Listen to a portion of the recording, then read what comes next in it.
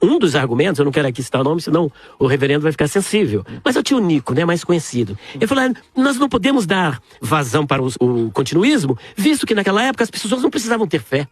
A cura acontecia independentemente da fé que elas esposavam. Isso não é verdade. E o primeiro milagre é que Abraão era estéril. Estéril não. A mulher dele era estéril. E ele avançado de idade. Ele sofria de disfunção erétil. E ele já estava com 99 anos e não podia ter filhos. E Deus cura ele da disfunção erétil e cura o ventre de Sara também. Então nós vemos que houve uma cura simultânea, tanto de Abraão, que precisava ser curado da disfunção erétil, porque não adiantava apenas Sara ser curada. Depois nós vemos os milagres seguindo, por exemplo, palavra do conhecimento e palavra de sabedoria, presentes na vida de José.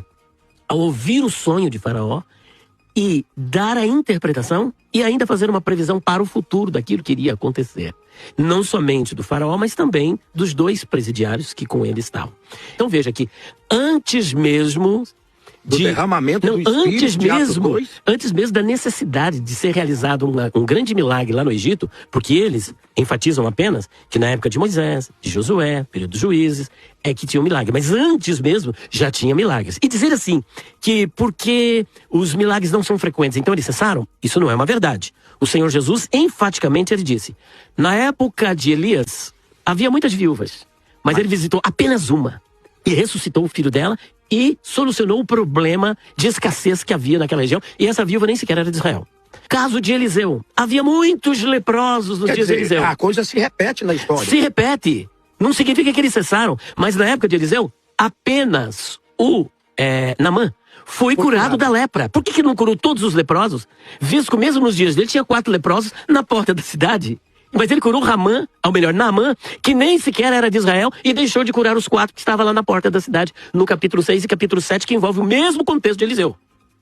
Paulo, que havia um momento da grande influência, da grande propagação dos dons, ele escreve para Timóteo dizendo o seguinte, Timóteo, não beba somente água, mas usa um pouco de vinho, por causa do seu estômago e das suas constantes enfermidades. Por que não curou o moço?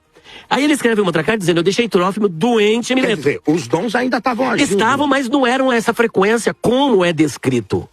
Mesmo na época de Jesus, ele deixou de realizar muitos milagres na Galileia, e ele diz o porquê? Por causa da incredulidade. Por que ele não... Porque um dos argumentos, eu não quero aqui citar o nome, senão o reverendo vai ficar sensível. Mas é o tio Nico, né, mais conhecido. Ele falou, nós não podemos dar vazão para o continuismo, visto que naquela época as pessoas não precisavam ter fé. A cura acontecia independentemente da fé que elas esposavam. Isso não é verdade. Por que o Senhor Jesus não realizou estas várias curas? Porque não havia fé naquelas pessoas para que elas fossem curadas.